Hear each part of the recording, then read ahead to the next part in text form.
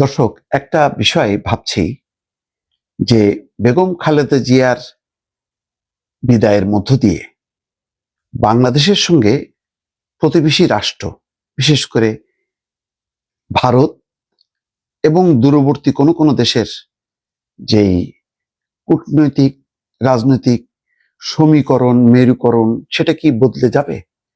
বিষয়টা একটু বিশ্লেষণ করি।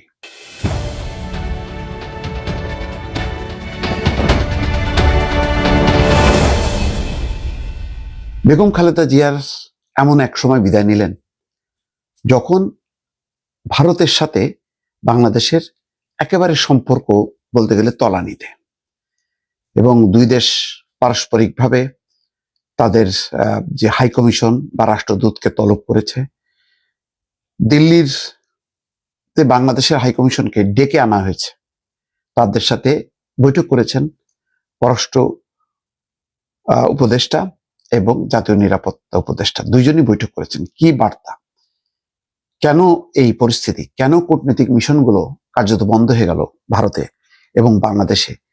ভিসা আদান প্রদান একেবারেই বন্ধ হয়ে গেছে এবং বাংলাদেশ বিরোধী একটা রাজনীতি ভারতে প্রবল হয়ে গেছে। ব্যবসা বাণিজ্যের ব্যাপক ক্ষতি হচ্ছে।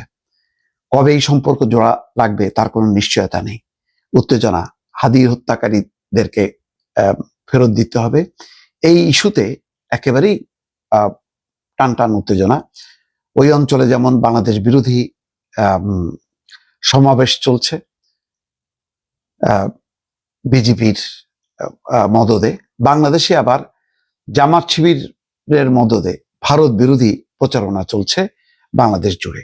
এই অবস্থার মধ্যে বেগম খালেদা জিয়া বিদায় নিলেন এবং এই বিদায়ের পর নাটকীয়ভাবে এই শ্রদ্ধা নিবেদন করতে আসছেন ভারতের পররাষ্ট্রমন্ত্রী জয়শঙ্কর, জয়শঙ্কর। এটা কিন্তু পুরো জিনিসটা কিন্তু মোড় ঘুরে গেল।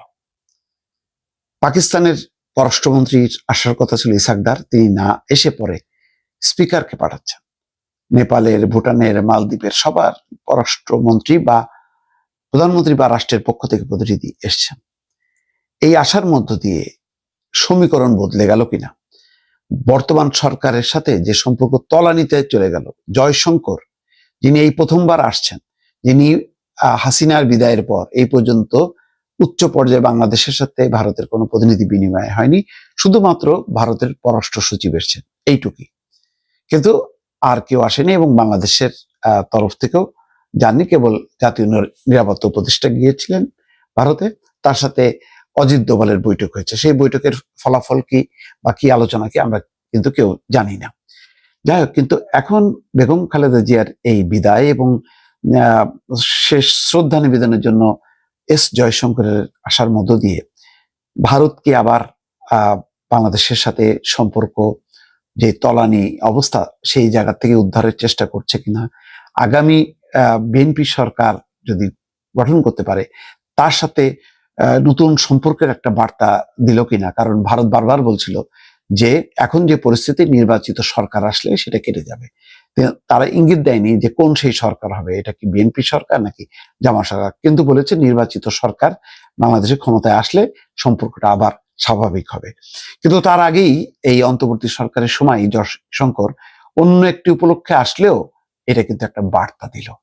সেটা বোঝা যাবে যে আগামীতে মানে এই যে দুই দেশের মধ্যে যে রাজনীতির অঙ্গনে পরস্পর বিরোধী যে উত্তাপ, সেই উত্তাপটা কতখানি কমবে এবং ভারত কতখানি এগিয়ে আসবে এবং বাংলাদেশের তরফ থেকে কতখানি ভারতের দিকে বন্ধুত্বের হাত প্রসারিত করা হবে, সবকিছু মিলায় কিন্তু একটা জটিল সমীকরণের মধ্যে পড়ে গেল। এবং নিশ্চয়ই পাকিস্তানও নিশ্চুপ থাকবে না, তারাও তাদের অবস্থানটা আবার যে পুনরুদ্ধারের চেষ্টা করছিল তখন তারাও তৎপর হবে।